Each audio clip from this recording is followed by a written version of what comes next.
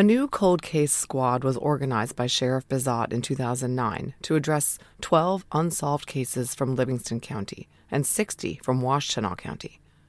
One of the cases was Christina Castiglione's. The task force continued to investigate tips, leads, area homicides, and similar cases. But their main focus was obtaining DNA samples from men named in the case file. These were men such as Tim N., who was Ronald Y's roommate, Dennis, the phone company guy, all the men who knew Christina, like Mike A., her ex Ted, and Chris, her boyfriend. The cold case team also focused on a local person of interest, Michael F. Michael F. had been arrested for sex crimes and was a known violent offender, whose crimes were committed in the same general time frame as Christina's murder. He also lived on Fisher Road in Howell, about 3/4 of a mile from where Christina's body was dumped in Oak Grove. Anxious to find out whether this guy had killed Christina, the cold case team decided to do a trash pull on him. In October 2011, Detective G. Childers grabbed Michael F.'s trash from outside his house on Fisher Road. He brought the trash to the sheriff's office and pulled out 5 items that looked like they might contain DNA and sent them to the lab for analysis. They must not have gotten workable DNA because on December 16th and 17th, Detective Childers was planted as a worker at the Brighton, Michigan Meyer store under a fictitious name. His assignment was to obtain DNA from Michael F., who worked in the dairy department. Childers consulted store management, who agreed to the scheme, and they placed him as a temporary worker in the dairy department on the days that Michael F. worked, pretending that they needed extra help during the busy holiday season.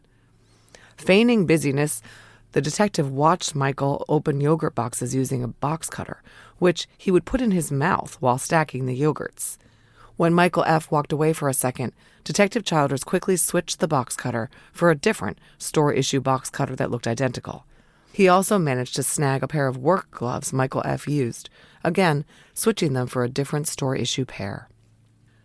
Testing on the gloves and box cutter was able to obtain DNA from a male, presumably Michael F., who had been the only person touching those items as observed by the detective. Comparison testing of that DNA and the DNA of the unknown suspect proved not to be a match. Michael F. was not their man. As I said, Robert Bizot was now Livingston County Sheriff. In 2013, his agency worked with Crime Stoppers to erect a billboard saying, "Please help us solve these crimes," and bearing photos of Kimberly Louiselle, Christina Castiglione, and Paige Rankowski, a young Michigan schoolteacher who vanished in 1990. Her car was found on the side of I-96 with her shoes inside. A second billboard was erected later that year with the caption, "Do you know what happened to us?" The billboard stayed up for a year. Another surreptitious DNA grab was done in 2014. This involved a persistent tipster named Frank S., who lived very near the Oak Grove State Game area. He had called the Michigan State Police in April 1984, reporting that he'd found a set of women's clothing, jeans, a shirt, bra, and panties, on the ground within the park. He was certain they'd been dropped out of a yellow Ford Fairmont driven by a white male with light hair, a reddish-blonde color. The Michigan State Police sent out some troopers and search dogs and searched the area but found nothing else. Several years later, Frank S. was outside his house, which was nearby, when a young man walked by and they started chatting. Frank brought up the murder that had happened in 1983, and the man remarked that yes, he knew Christina. He sat behind her in class. Frank S. found this to be too coincidental for his liking and started to fixate on this classmate of Christina's, whose name was Thomas, as her possible killer. He even obtained and looked through her high school yearbook and saw that this guy Thomas was on the same page she was. Frank made a detailed poster for the investigators with a photo of a Ford Fairmont, a photo of Christina, a photo of Thomas, and a bunch of other stuff. Police actually tracked down this Thomas classmate and questioned him. He said he knew Christina from school and he liked to walk his dog in the state game area, but that was it. He willingly gave a DNA sample and was ruled out. The investigators were skeptical of Frank S.'s motives, feeling as though he was too invested in the case as he'd called the police a number of times. Frank moonlighted as a Barry Manilow impersonator. So, police used a local bar owner and set up a fake interview with him about performing. They sent Detective Childers to act as a busboy at the bar. He took Frank's used glass and straw and sent them in for testing. Nope, Frank was just an odd duck, but not a killer. All in all, the cold case investigators considered 50 to 60 potential suspects over these latter years of the investigation. Serial killers, sex offenders, other murderers who might have been in Michigan. None of them could be connected to Christina. In 2015, the LCSO made a push for tips that involved publicizing the case again and terming it the possible work of a serial killer. Various tips were called in that led nowhere. A couple of years later, the investigators began working to see whether they could officially connect the Kim Lewis-Sell and Christina Castiglione cases through DNA evidence. In December 2018, cold case team detectives Edwin Moore and Robert Getchman of the Livingston County Sheriff's Office met with the Michigan State Police about Kim Lewis-Sell's case. They learned that the vaginal swab slides in Kim's case had been lost, and other evidence had been tested and declared too degraded to be of use. And then, somewhat shockingly, in March of 2022, Detective Sergeant Matt Young determined during a review of previous lab records that certain items in evidence in Christina's case had never been processed for DNA. On March 11th, he sent the sock found tied around Christina's neck and her bra and fingernail clippings to the Michigan State Police lab for DNA analysis. Despite testing with the best modern DNA technology, no DNA was obtainable from these items other than Christina's own. But they still had some original samples taken from Christina's body, the vaginal swabs that had yielded her killer's STR profile. So that same month, in March of 2022, the LCSO applied for and received grant funding through Season of Justice to undertake advanced DNA testing of the suspect DNA samples collected in 1983 and proceed to forensic genealogy. You've heard me mention Season of Justice before in my episode on Kim Bryant. They're a Las Vegas-based nonprofit that awards grants to investigative agencies in need of funding to conduct DNA testing in homicide, sexual assault, and Jane or John Doe cases where forensic genealogy is the best option. On May 4, 2022, Detective Sergeant Young sent Evidence Item 89, the suspect DNA extract from a vaginal swab obtained during Christina's autopsy, to Othram Labs in Texas. It was anticipated that the entire extract would be consumed during the testing and SNP profile preparation process, and everyone prayed it would be worth it. Othram required about 12 weeks to obtain suitable DNA and create a SNP profile from the submitted sample.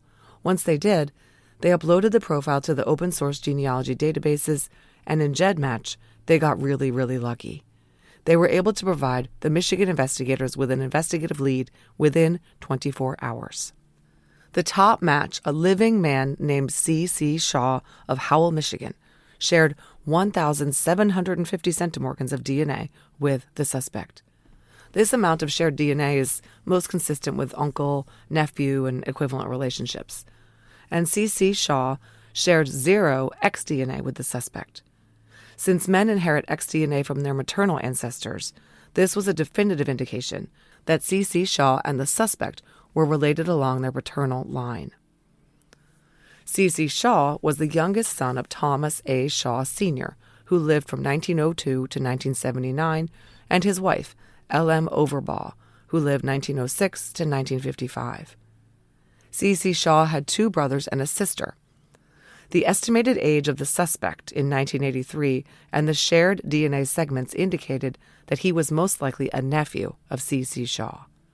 The absence of X chromosome sharing between C.C. Shaw and the unsub meant that the suspect was likely to be a son of one of C.C. Shaw's brothers, and only his eldest brother, Thomas A. Shaw Jr., who died in 1990, appeared to have sons based on public records. The other brother had only daughters. Thomas A. Shaw Jr.'s wife was named Alice Shaw. The couple had 2 sons. One son was Charles David Shaw, who went by Chuck, who was deceased. The other was still living. I'm referring to him by his initial only, which is S. Shaw.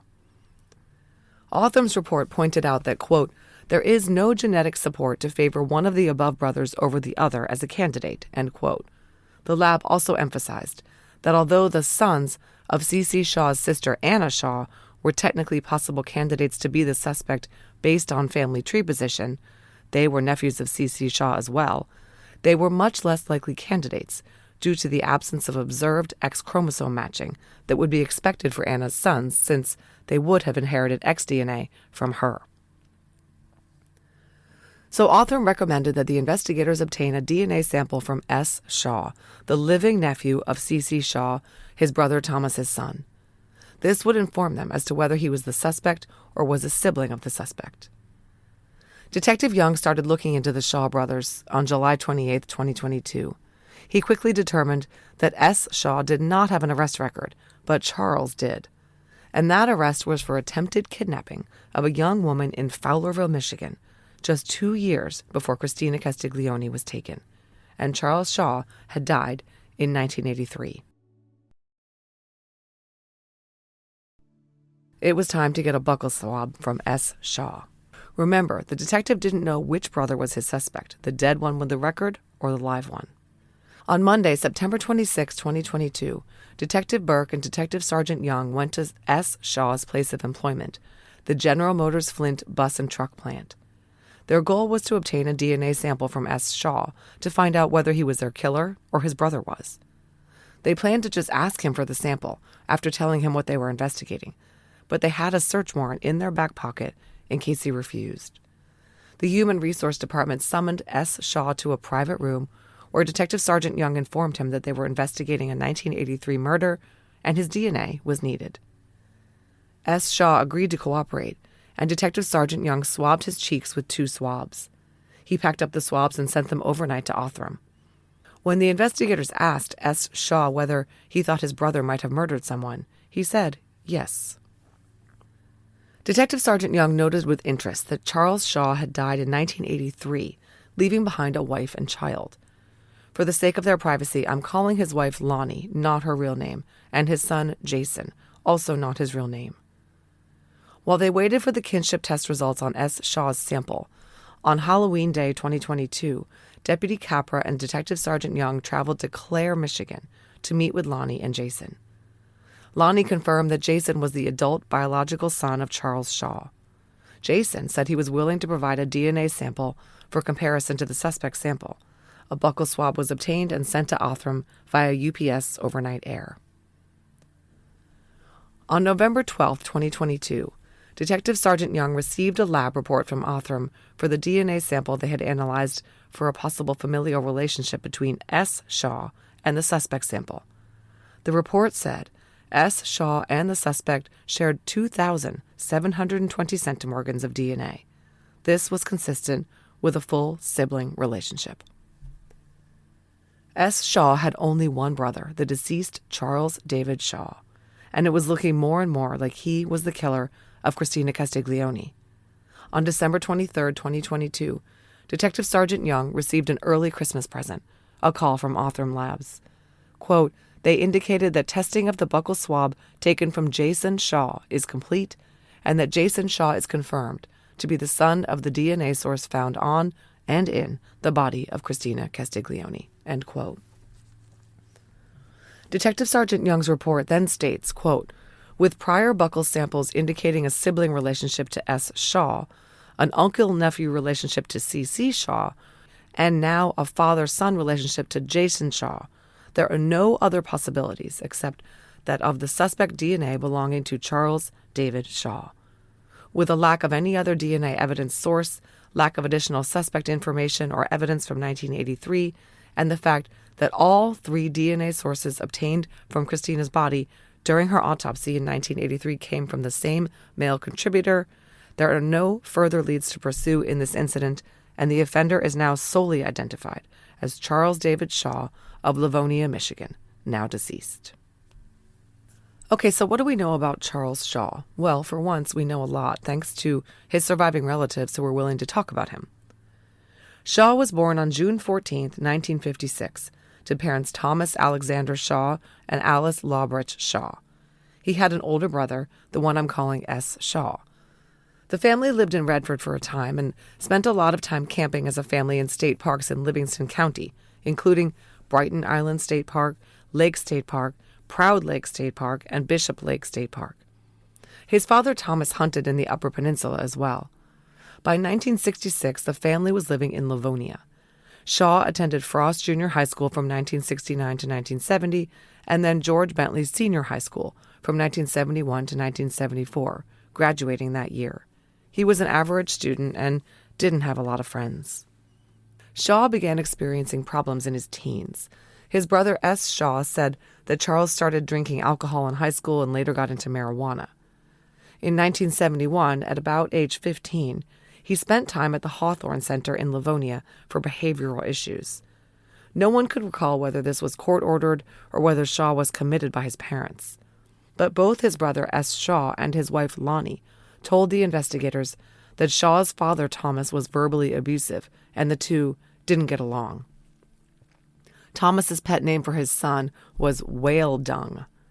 Shaw's behavioral issues included fighting with his father and his brother and sneaking out of the house frequently. His mother was the peacemaker, and according to S. Shaw, his younger brother Charles could do no wrong in their mother Alice's eyes. She protected and babied him. More on that later. As an adult, Charles Shaw was 5'6", 145 pounds, with green eyes, blonde hair, and a fair complexion. He worked at Whitlock Manufacturing and then A-Line Plastics, both in Farmington Hills, Michigan. At the latter job, he was a machine operator from 1981 to 1983. His mother, with whom he was extremely close, worked there as well. Shaw started dating Lonnie in the winter of 1978 after meeting her at work, and in the time period 1978 to 1981, they camped all over Michigan. His family owned a trailer home in Lake Country, and Shaw liked remote areas away from other people. But his brother S. Shaw said that Charles was not the outdoorsy type. While he seemed to enjoy the woods and the solace he found there, Charles despised hunting and didn't think it was right to kill an animal. There's an irony. This was one of the things he and his father, Thomas, argued about. Thomas was a deer hunter. After 2 years of dating, Lonnie tried to extricate herself from Shaw. She said later that the relationship messed her up and she left him and moved to California in 1980 for a few weeks. But she couldn't stay away, and she was pregnant with their son, the one I'm calling Jason. So she returned in December 1980, and the couple lived together on Swan Street in South Lyon. They married on January 31st, 1981. Jason was born on May 14th of that year. Detective Sergeant Young interviewed Lonnie at length while they were in the information gathering stage regarding Shaw's life. Lonnie had a lot to say about her deceased husband and father of her child, Charles Shaw. The investigators visited Lonnie at her home on October 25, 2022. They had already told her that they had identified her husband as a possible murder suspect, and she had some things to tell them that indicated that Charles was struggling with his sexual identity. She related an incident that took place before Lonnie and Charles were married. In early 1981, Lonnie came home from work to find him passed out on their bed. He was dressed in women's black lingerie, and a makeup-painted face, and a wig was lying on the floor. A trunk nearby contained women's clothing and accessories like underwear and purses. When Charles awakened from his passed-out state, he was very aggressive and angry and trashed the apartment. But the incident initiated a heartfelt conversation between the two, in which Charles told Lonnie that he identified as a woman and was exploring having a sex change operation. This was a bit of a shock to Lonnie, who was pregnant with his child. But he also admitted to some behavior that Lonnie found downright disturbing and considered deviant. Charles admitted breaking into women's homes and stealing their underwear. He also said he liked to go into the woods behind their South Lyon apartment, dress like a woman, and hang himself, he said, to play, in quotes. To be clear, Shaw was experimenting with autoerotic asphyxiation. But he was also engaging in what Lonnie referred to as liquor enemas. She had seen the enema bags in the bathroom of their apartment. She said he would lock himself in the bathroom, and that if she had to use the bathroom, she would have to use a bucket until he came out. Lonnie also saw magazines she described as sadomasochistic porn in the bottom drawer of Charles's dresser, as well as women's clothing, ropes, and makeup. Lonnie had tried to leave Charles in 1980 because she felt in part that he hated women. He often made very derogatory comments toward women while intoxicated. As far as she knew, he had no girlfriends before her. She said although he'd been abusive at times, punching her in the stomach once while she was pregnant because he suspected her of cheating, their sex life was plain vanilla.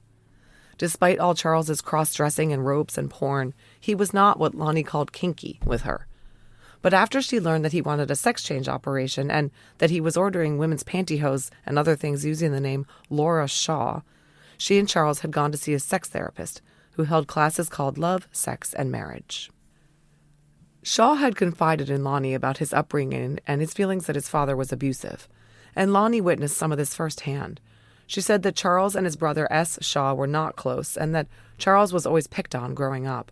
She remembered she'd been at the Shaw house on several occasions when Thomas would blow up and yell at Charles and Alice. She said that she and Charles were so uncomfortable in the home that they would hide in the basement sometimes. She didn't know whether Thomas knew about his son's cross-dressing tendencies, but she guessed if he'd found out, he would have flipped out. Alice, on the other hand, she said babied Charles and always tried to smooth things over. She said Alice would always say, apologies, apologies, apologies, when Thomas and Charles were fighting. According to Lonnie, Alice always said that Charles was brilliant. Lonnie described Charles as being quite socially awkward. She guessed that he was possibly on the autism spectrum, as he wasn't good with people, he didn't do well in social groups, and he was extremely sensitive to noise. As a result, the two of them spent a lot of quiet time alone together. At first, they had a lot of fun together, traveling the state and areas of the Upper Peninsula on camping and canoeing trips, and even going to Chicago once. Like Charles's brother S. Shaw, Lonnie said that Charles was not the outdoorsy type. It seems to me as though he was seeking to escape being around people or being in places he was uncomfortable with. Seeking of an escape, Lonnie said that Charles was also a heavy drinker who became aggressive when he drank. She described a 1978 trip to the Thumb area of Michigan where Charles drank at least 17 beers in one sitting. She said he destroyed the motel room and threw chairs around that night. Charles told Lonnie he'd been admitted for reasons he could not fully grasp into the Northville State Psychiatric Hospital. He didn't know why he'd been placed there, but he admitted that he often got in fights with his father and his brother, and some of these fights got physical. Charles said he had permanently damaged his brother's finger in his childhood. He wasn't clear on what his psychiatric diagnosis was, but it's safe to say that Charles Shaw was a very troubled youth.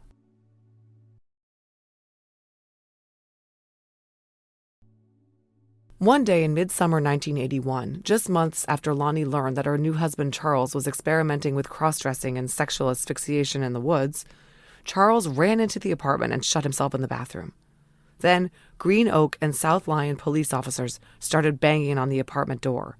Lonnie opened it, and they said they had a warrant for Charles's arrest for an attempted abduction in Livingston County. The cops had to order Charles out of the bathroom, and when he finally exited, he had shaved his mustache off. He always wore a mustache. It was his signature look. Charles had literally attempted to abduct someone, and when that failed, run home and shaved off his mustache so he wouldn't be recognized. It didn't work. Let's talk about Jennifer. On July 22, 1981, at 10:05 a.m., a young woman named Jennifer D. from Gregory, Michigan, pulled her vehicle into the parking lot at the McDonald's, located at 945 South Fowlerville Road in Livingston County. She casually noticed an older model small vehicle, pale yellow with black racing stripes and Michigan license plates, parked about 75 feet from her car. It appeared to be unoccupied. But before she could get out of her own car, the yellow car zoomed over and parked in the spot abutting her passenger side. A man quickly got out and walked behind her car and up to her open driver's window. He was a white male, about 20 years old, 5'6" tall, medium build, with blonde wavy hair parted in the middle and a mustache, wearing blue jeans and a black t-shirt. He stood by her window and didn't say anything. She asked him what he wanted and he didn't reply, but he seemed nervous. He then reached into his left front pocket and pulled out a small black vial. This freaked her out, so she began to roll up the window. Suddenly he sprayed the vial at her. She reacted by turning her head quickly, and the substance from the vial struck her on the left side of her face. It burned immediately. Then the man reached into the partially closed window, grabbed Jennifer by the hair, and opened the car door. She fought back, pushing the car door open and hitting him. He quickly let go of her hair and walked swiftly back toward his car. She yelled at him as he walked away, quote, "Get out of here before I beat your fucking ass."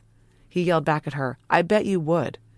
He got into his car and drove out of the parking lot, heading south on Fowlerville Road.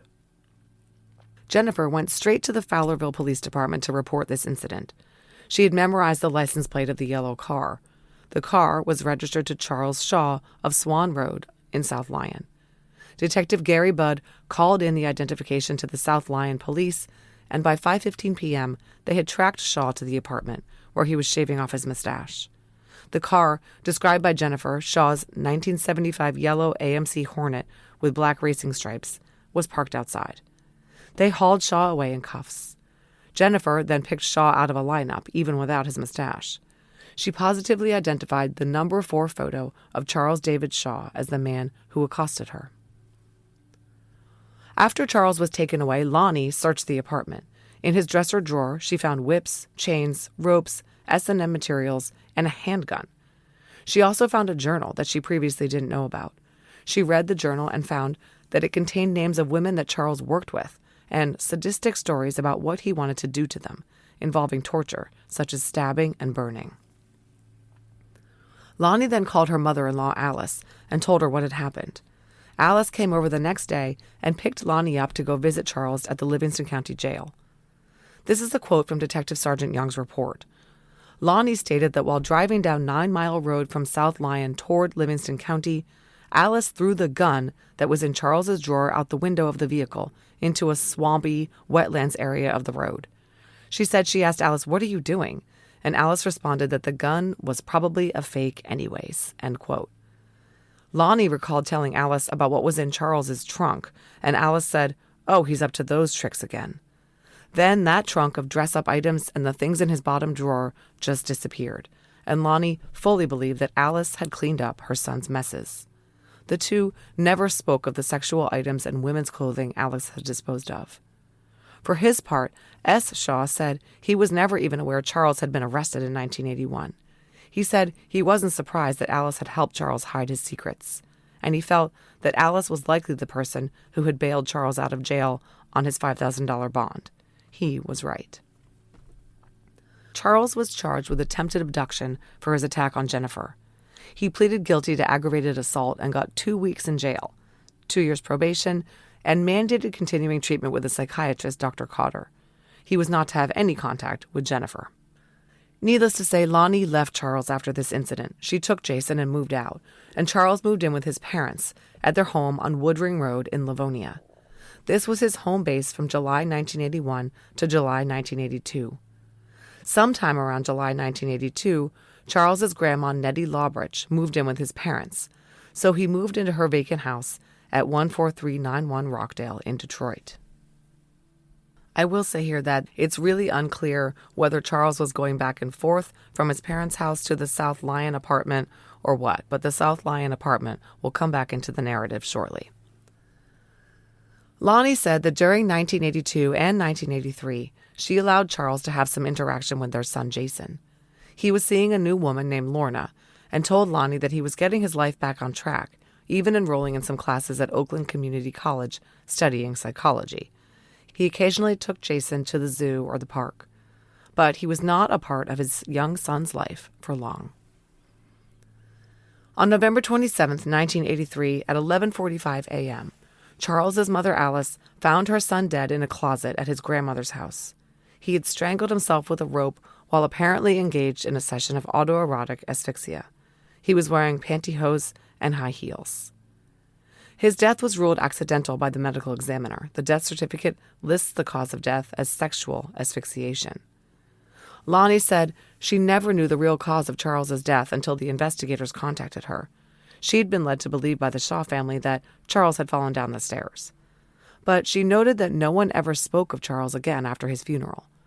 When the investigators came knocking on her door decades after her former husband's death, Lonnie said she felt that her life had been a mess ever since her relationship with Charles, and she was eager to cooperate so she could get closure and move on.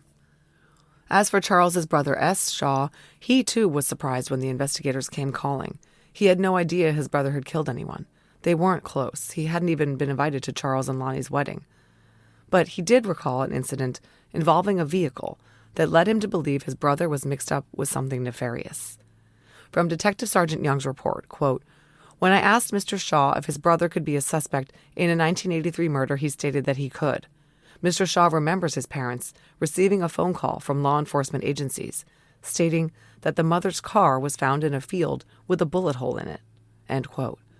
What had happened was, sometime in the first half of 1982, Charles had borrowed his mother Alice's blue 1966 Ford Maverick.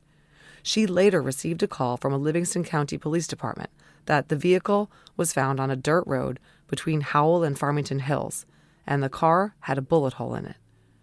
Sure enough, when the family got the car back, they found a bullet hole in the rocker panel on the driver's side door area. It was a small hole consistent with a .22 caliber round. No one ever figured out what had happened and why the car was shot up and abandoned in the middle of nowhere. S. Shaw said that after his parents died, he took possession of their paperwork and other materials. He was able to give the investigators a lot of information on his brother's timeline, records of his treatment for drug addiction at Harper Grace Hospital, records of his treatment at Northville State Hospital, addresses of where he lived, and vehicles he might have owned. So what else had Charles Shaw done? We know about the 1981 attempted abduction of Jennifer D. at the McDonald's. At the press conference announcing the closure of Christina Castiglione's case, Livingston County Sheriff Michael Murphy said of Charles's 2-week jail time for that crime, quote, "I would think that would be a little bit light back then, frankly. Seems a little bit light for an aggravated assault." Well, I would agree, especially because Shaw had a record. He was arrested on August 26, 1973, when he was still a juvenile, for burglary of a dwelling. A neighbor heard a sound of breaking glass and got up to look out the window and saw Charles in the bushes between the two houses. He was carrying a red suitcase and quickly ran away. The homeowner discovered the rear garage door was broken and hinge pins had been removed on the door into the house. A basement window had also been broken. The articles stolen included the red Samsonite suitcase, a GE transistor radio, a piggy bank containing $3 in dimes, and some genuine silver coins. But some other items stolen were bras, panties, female clothing, and Tampax. It's unclear how police got to him, but they caught up to Charles at the Hawthorne Center, the youth psychiatric facility where he was undergoing treatment as an inmate. He admitted to the breaking and entering and was convicted of misdemeanor B&E. Charles Shaw was also arrested on March 20th, 1977 for drugs. An officer found him smoking pot in a corncob pipe in his car with an open beer. The incident report notes indicate that his mother reported that he was, quote, a mental, and he had attempted suicide in the past. Then we know he tried to abduct Jennifer in 1981. After that, he was arrested in November 1982 for larceny. This was at a local Kmart, where the incident report reflects that he tried to steal a pair of tan women's shoes, valued at $19.97. The female security guard stated she observed Shaw in the shoe department. He grabbed the shoes, walked to the patio furnishings department, and stuffed the shoes in his jacket. He then exited the store via the main doors without paying for them. He was apprehended outside and the shoes recovered. After that, he went on to kill Christina in March 1983. On February 22, 2023, the Livingston County Sheriff's Office held a press conference announcing the solving of the Christina Castiglione case. Detective Sergeant Matt Young gave a quick summary of what we know.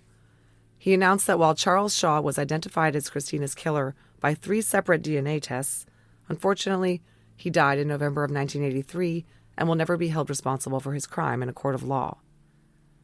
From an LCSO press release, quote, "Based on information received from Shaw's family, he was described as a sex addict with a disturbing life who struggled with mental illness and his gender identity," end quote.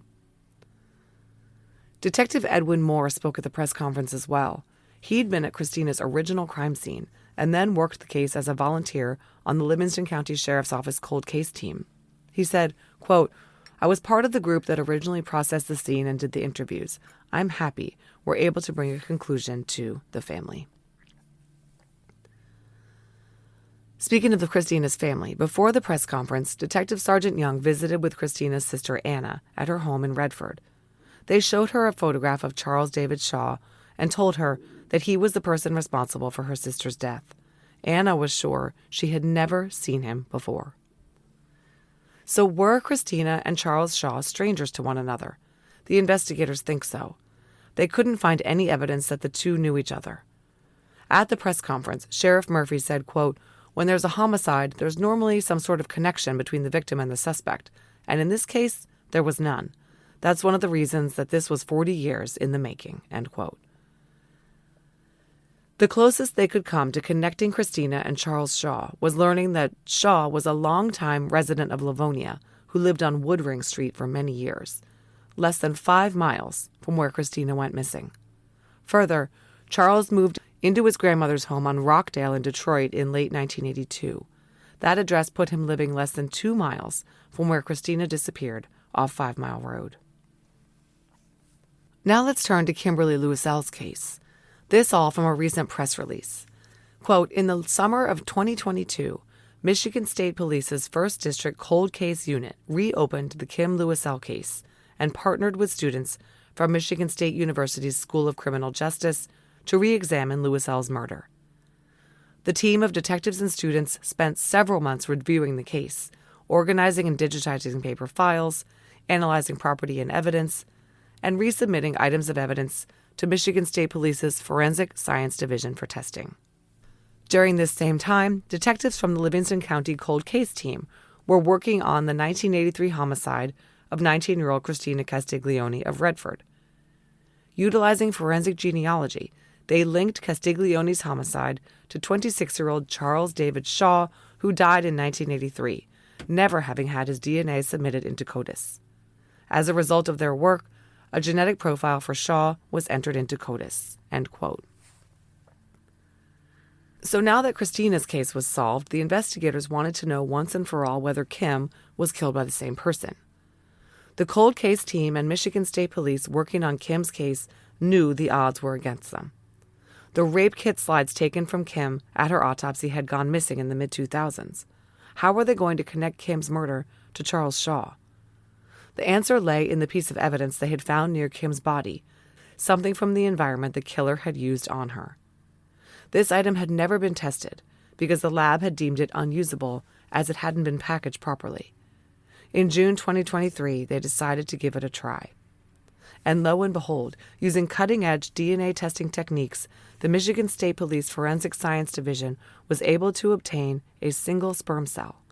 And from that sperm cell, they extracted a small amount of low-quality DNA. But it contained sufficient STR markers to qualify for CODIS. This from the report. The sample was entered into CODIS, revealing a match to DNA in the Castiglione case, linking Shaw to physical evidence recovered from the body of Kimberly Louisel. Well, you heard it here, folks. Christina's killer's DNA had been in CODIS for years, and once they finally obtained DNA evidence from Kim's killer, from a single sperm cell, and entered the genetic profile into the database, they matched. DNA evidence definitively linked Charles Shaw, the killer of Christina Castiglione, to the murder of Kim Louisel. The two cases had always been suspected to be connected, and now there was proof. Forensic genealogy had, in essence, solved two cases at once. Interestingly, while Charles Shaw's name never appeared in Christina's case file, it did appear in Kim's case file. Kim was abducted on March 20th, 1982. Her body was found on April 14th. 2 days later, on April 16th, the Michigan State Police received a tip from the apartment manager of the residential apartments at 22280 Swan Court in South Lyon.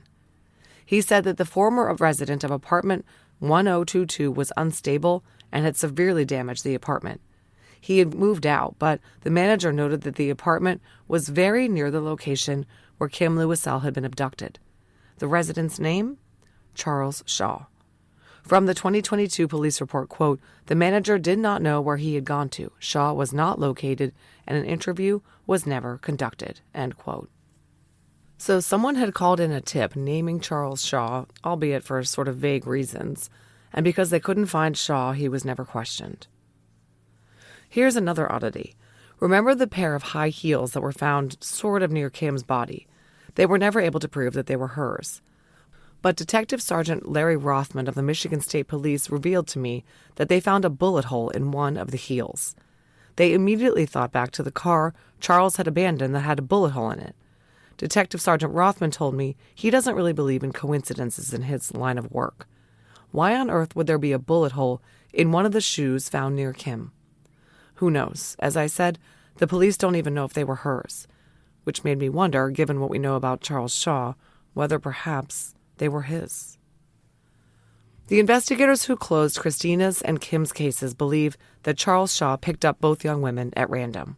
Whether he was out cruising for victims or whether he just happened to see them hitchhiking and decided on impulse to pick them up, we don't know.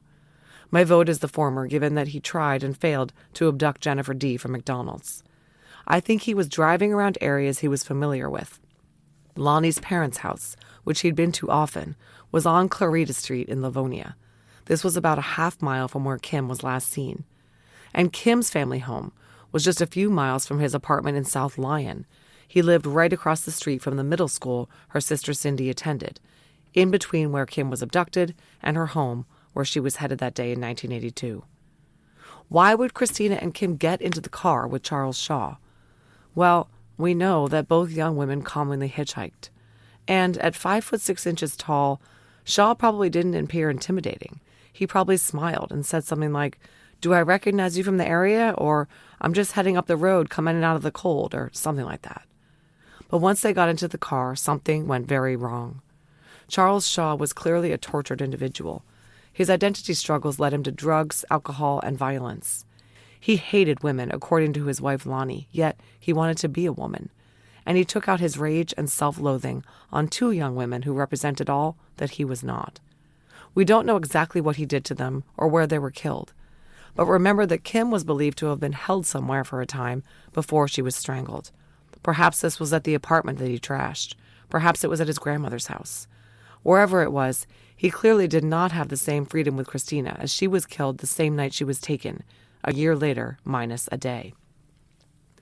After he killed both young women, he dumped them in places he knew of, places he'd been camping or canoeing. Kim was dumped in Island Lake Recreation Area. Lonnie confirmed that the two of them had camped there together. Another thing we don't know is whether Shaw's death was truly accidental, as his death certificate implied, or whether perhaps his dying by asphyxiation, exactly what he'd done to his victims, was deliberate. As we've said, Charles Shaw was a tortured soul. It's not out of the question that he might have chosen to see himself out and do it with a bang. This is really interesting. Charles Shaw's wife Lonnie was so affected by her whole experience with him that she suspected he had very dark secrets. She had called a tip line and reported his name as a possible suspect in the unsolved Oakland County child killer case.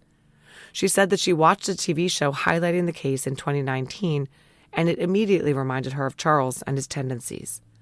Police don't think Charles Shaw killed those 4 kids, but they do think he killed someone else in addition to Kim and Christina. Ann Doragazi was 20 years old and living and working at Camp Dearborn in Milford Township. She was known to walk along General Motors Road to go to the store for cigarettes and snacks. Ann was last seen on September 26, 1981, at 9:30 p.m., drying her hair in the women's shower building at the camp. On September 29th, she was discovered nude and strangled in a ditch off General Motors Road near the camp. According to Click on Detroit, quote, "A young boy walking along General Motors Road there saw a body near the road. She had socks on. Her shirt was pulled up over her head. Her jeans and underpants were tossed on the ground near the body." End quote.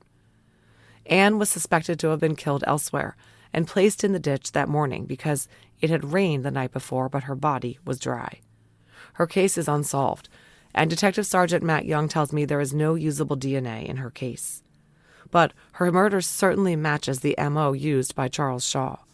And Ann was taken and found strangled about 13 miles from where Kim Lewisell was found. Charles was known to camp at Proud Lake State Park, right outside Milford. He also had an arrest for an unknown violation in Walled Lake, also close by. Could Ann Doragazi be Charles Shaw's first victim? Anyone with any information about Charles Shaw is asked to contact Detective Sergeant Larry Rothman of the Michigan State Police at 313-407-9379. Thank you so much to Michigan State Police Cold Case Detective Sergeant Larry Rothman and Livingston County Sheriff's Office Detective Sergeant Matt Young for speaking with me about this case. And if you're one of the bad guys, they're coming for you. Recently, I let listeners know about a new benefit available to them called an AbJack Insider subscription that's available through Apple Podcasts. An AbJack Insider subscription will give listeners ad-free access to every bit of DNA ID content published, both past episodes and future episodes. It will also give you benefits like early access and bonus content. Head over to Apple Podcasts and click on the DNA ID show page or the AbJack Entertainment channel to start a free trial. Thanks for listening to this episode of DNA ID. If you'd like to listen to the show ad-free and help support the show in the process, please head over to patreon.com/DNAID. And if you're interested in some fun DNA ID merch, visit the store at customizedgirl.com/s/DNAID podcast. To contact the show, please email us at dnaidpodcast@gmail.com. Follow us on social media at DNAID Podcast on Instagram, at DNAID Podcast on Twitter, or on Facebook at facebook.com/DNAID Podcast. Finally, if you want to visit our website, go to dnaidpodcast.com. You'll be able to get all the episodes of the show, leave comments on episodes that I can respond to, and you can even leave voicemails. You'll get all the latest news about the show and important updates. Find links to our social media, merch, and a lot more. It's really your one-stop shop for everything DNA ID. DNA ID is written, researched, and hosted by me, Jessica Betancourt. It's produced by me and Mike Morford of AbJack Entertainment. Music by Connor Betancourt. Check out our other collaborative podcasts, Scene of the Crime, Missing Persons, and Beyond Bizarre True Crime.